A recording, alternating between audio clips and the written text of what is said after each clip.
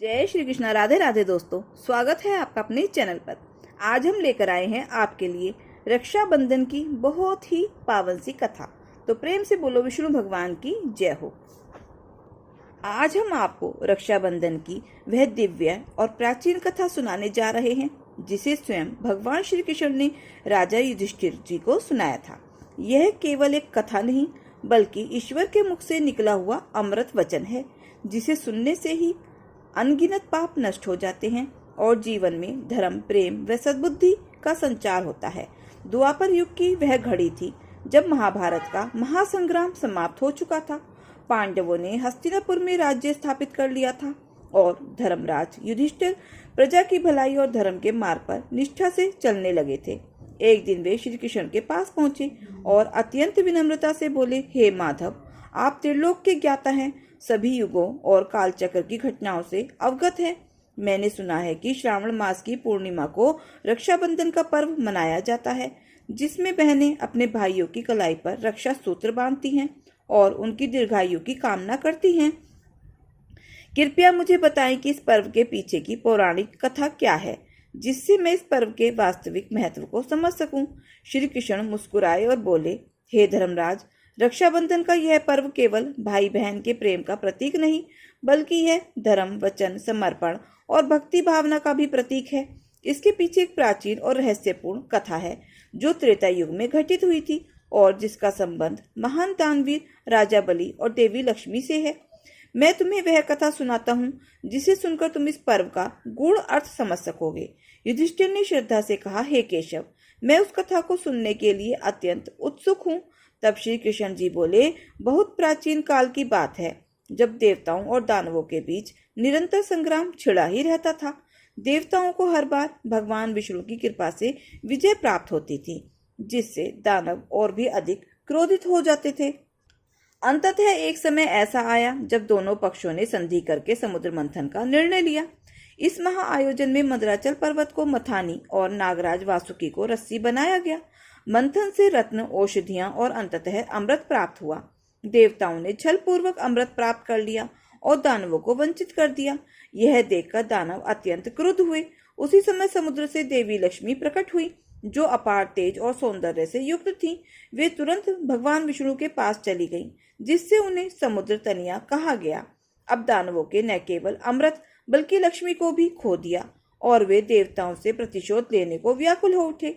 समय बीतता गया और सतयुग में राक्षस कुल में एक तेजस्वी, तपस्वी और धर्मपरायण राजा का जन्म हुआ जिनका नाम था महाराज बलि।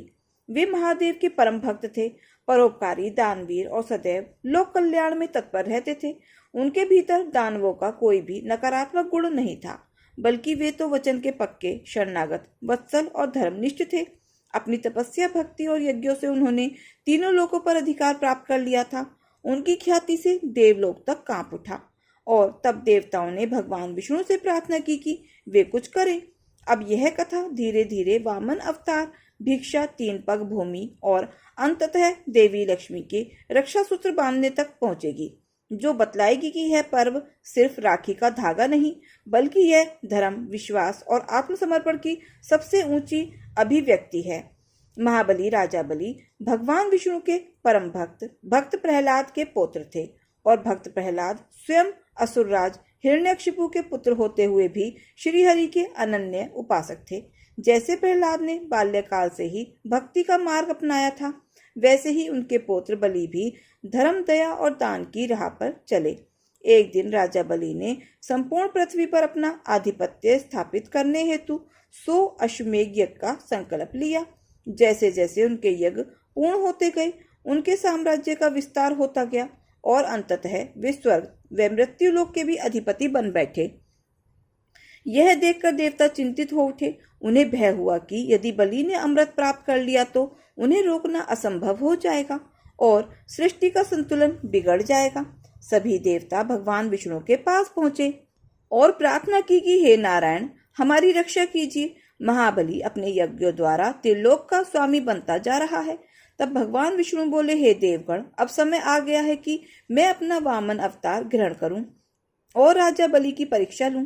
इतना कहकर भगवान ने एक बौने ब्राह्मण बटुक का रूप धारण किया और राजा बलि के यज्ञ स्थल पर जा पहुंचे, जहां बलि अपने गुरु शुक्राचार्य के सानिध्य में अंतिम यज्ञ की पूर्णाहुति कर रहे थे। जैसे ही उस दिव्य बटुक ने यज्ञ मंडप में प्रवेश किया, राजा बलि ने उसे आदर सहित आसन दिया और पूछा, हे विप्रवर, बताइए मैं आपको क्या दान दे सकता हूँ। बटुक ने शांत स्वर में कहा, हे राजन, मुझे केवल 3 पग भूमि चाहिए जिस पर मैं यज्ञ कर सकूं। बलि हंस पड़े और बोले, हे ब्राह्मण, आप चाहें तो पूरी पृथ्वी मांग सकते हैं, मात्र 3 पग भूमि क्यों? बटुक ने उत्तर दिया, राजन, जो जितना आवश्यक है उतना ही मांगना चाहिए। आवश्यकता से अधिक मिलने पर तृष्णा बढ़ती जाती है। इन वचनों ने बलि के हृदय को स्पर्श किया और उन्होंने नम्र होकर कहा, हे ब्राह्मण देव, आपकी बातों में गहन ज्ञान है। मैं आपको वचन देता हूँ कि आप जो मांगते हैं वह मैं आपको दूंगा। तभी शुक्राचार्य ने चेताया, हे राजन, यह कोई साधारण ब्राह्मण नहीं है, बल्कि स्वयं विष्णु है, जो देवताओं के हित के लिए आए हैं।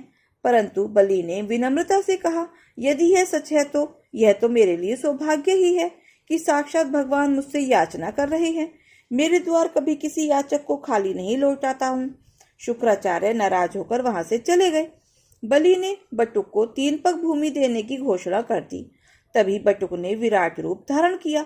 भगवान वामन का विशाल त्रिविक्रम रूप प्रकट हुआ, जिसने एक पग में स्वर्ग, दूसरे पग में पृथ्वी को नाप लिया। अब तीसरे पग के लिए कोई स्थान नहीं बचा, तो वामन भगवान बोले, हे बलि, अब तीसरे पग के लिए तुम्हारे पास क्या है? राजा बलि ने नतमस्तक होकर उत्तर दिया, प्रभु, मेरा सिर प्रस्तुत है, उस पर अपना तीसरा पग रख दीजिए, जिससे मेरा वचन झूठा न हो।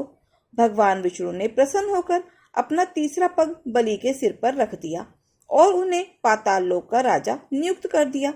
बलि की सत्यनिष्ठा, त्याग और दान देखकर भगवान विष्णु अत्यंत प्रसन्न हुए और उन्होंने अपने वामन रूप को छोड़कर चतुर्भुज स्वरूप में प्रकट होकर बलि को वरदान दिया, हे राजन, आने वाले सर्वाणी मनवंतर में तुम इंद्र बनोगे। जब तक वह समय न आए तुम पाताल लोक में निवास करोगे और मैं स्वयं तुम्हारे साथ वहां रहूंगा। इस वरदान को पाकर बलि अत्यंत प्रसन्न हुए और पाताल लोक चले गए। वहां जाकर उन्होंने कठोर तपस्या आरंभ कर दी। अन्न जल त्याग कर केवल भगवान विष्णु का स्मरण करते रहे। वे गहन भक्ति में लीन हो गए। उनकी तपस्या से तीनों लोग हिल उठे और भगवान विष्णु भी बलि की भक्ति से अत्यंत प्रसन्न हो गए। एक दिन समुद्र की गहराइयों में भगवान विष्णु ने प्रकट होकर बलि के समक्ष दिव्य रूप धारण किया। उनके तेज से संपूर्ण पाताल लोक प्रकाशित हो उठा। बलि ने भाव विभोर होकर भगवान के चरणों में प्रणाम किया और कहा, हे प्रभु, आप मेरी साधना से प्रसन्न होकर स्वयं प्रकट हुए हैं। इससे बड़ा सौभाग्य और क्या हो सकता है? भगवान विष्णु ने कहा, हे महाबली, तुम्हारी भक्ति ने स्वर्ग और पाताल दोनों को धन्य कर दिया है। मैं तुम्हारी दानवीरता और प्रेम से अत्यंत संतुष्ट हूँ और अब सदा तुम्हारे साथ रहूंगा। भगवान वामन के रूप में प्रकट होकर जब भगवान विष्णु ने 3 पग भूमि मांगते हुए महाराज बलि की परीक्षा ली, तब उनकी भक्ति और त्याग से प्रसन्न होकर कहा, अपनी इच्छा प्रकट करो, जो भी तुम मांगोगे वह तुम्हें प्राप्त होगा। तब महाराज बलि ने अत्यंत विनम्रता पूर्वक कहा, हे प्रभु, मैं आपसे कोई भौतिक वरदान नहीं चाहता। न तो मुझे पद चाहिए, न धन, न सत्ता। मेरी बस एक ही अभिलाषा है कि मैं सदा आपके चरणों में रहूं और आपकी सेवा करता रहूं। भगवान विष्णु उनकी भक्ति से अत्यंत प्रसन्न हुए और बोले, हे बलि, तुम्हारी यह भक्ति और विनम्रता अनुकरणीय है।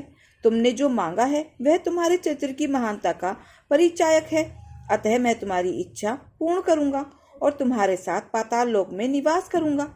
बलि ने भी हर्षित होकर कहा, हे प्रभु, यह मेरे लिए गर्व की बात है कि आप मेरे साथ पाताल में रहेंगे। भगवान विष्णु ने कहा, हे बलि, जिस दिन मेरी पत्नी लक्ष्मी तुम्हें किसी वचन में बांध ले, उस दिन तुम मुझे उन्हें सौंप दोगे और मैं बैकुंठ लौट जाऊंगा। समय बीता और इधर देवी लक्ष्मी अपने स्वामी की अनुपस्थिति से व्याकुल हो उठी। वे भगवान शिव के पास गईं और समाधान मांगा। महादेव ने उन्हें परामर्श दिया कि वे एक नाग कन्या का रूप लेकर बलि के पास जाएं और उन्हें रक्षा का वचन ले। देवी लक्ष्मी ने नाग कन्या का रूप धारण किया और नागराज वासुकी को साथ लेकर पाताल लोक पहुंची। उन्होंने वासुकी को रक्षा सूत्र का रूप लेने को कहा और फिर वह धागा लेकर महाराज बलि के पास गई। जब बलि ने उस नाग कन्या को संकट में देखा तो उन्होंने रक्षा का वचन दिया। तब लक्ष्मी जी ने उनके हाथ में रक्षा सूत्र बांधा और अपने वास्तविक रूप का उद्घाटन किया। महाराज बलि चकित रह गए। उन्होंने लक्ष्मी जी को बहन मानकर नतमस्तक हो कहा, हे देवी, आपने मुझे वचन में बांध दिया है, अब जो मांगोगी वह मैं दूंगा। तब लक्ष्मी जी ने भगवान विष्णु को मांगा और बलि ने उन्हें ससम्मान सौंप दिया। तभी से श्रावण मास की पूर्णिमा को रक्षाबंधन का पर्व मनाया जाने लगा।